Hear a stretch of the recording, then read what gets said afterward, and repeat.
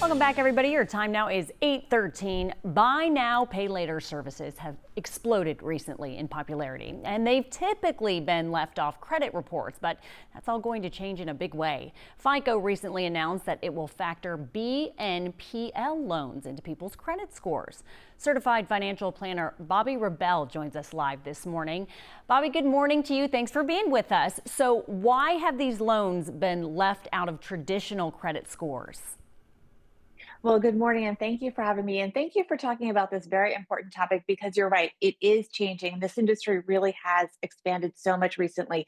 The reason they've been left out is simply, as you said, the industry hasn't been that mainstream until recently. We didn't have industry standards, we didn't have enough data necessarily. And this is really where it gets interesting because as the industry was trying to grow, there wasn't necessarily so much incentive to have these credit scores included because you wanted to encourage people that maybe were left out of the credit market because they had a weak credit score.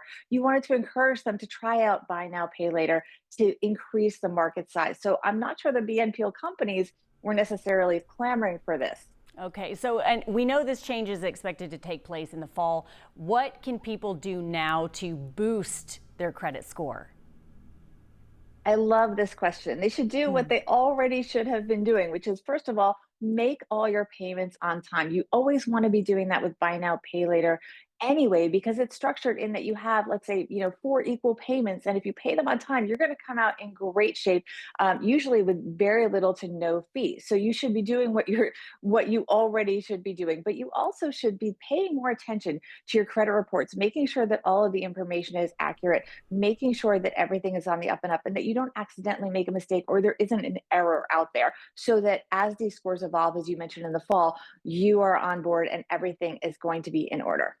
So do you see this move as positive for consumers overall or a warning sign? It can be both. It's a warning sign that you have to be on your best behavior because a lot of people, and to their own detriment ultimately, maybe took these BNPL lines as a way of this acceptance of BNPL as a way to kind of skirt the best behavior that they should have been on anyway when it comes, right? So it's a good thing because it's going to motivate people and make them more aware that, well, you do have to make your payments on time and these loans need to be taken seriously. BNPL can become very expensive if you don't play by the rules and do your part. So I think it's a good thing.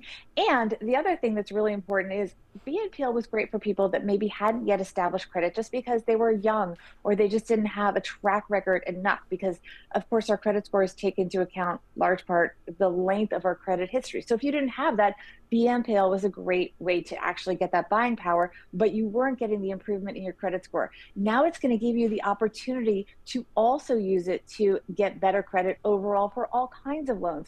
And that could be a really good thing for many people.